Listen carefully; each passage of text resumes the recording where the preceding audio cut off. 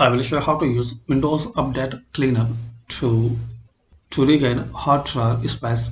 So just follow some easy steps. Firstly, click on Start. Now here type disk and click on Disk Cleanup. You can select your drive, then click on OK.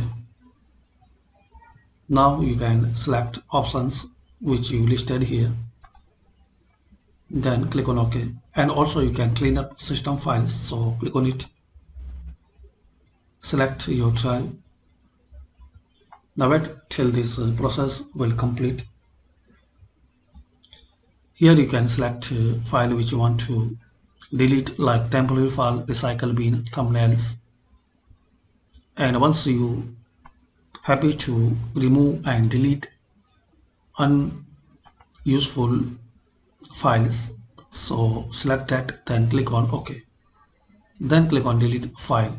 Are you sure you want to permanently delete these files? Click on delete file. Now it will remove files and it will clean up your drive and it will make more space. So this is the way, guys, you can use Windows Update Cleanup to regain hard drive space. Thanks for watching. Please comment this video useful for you or not.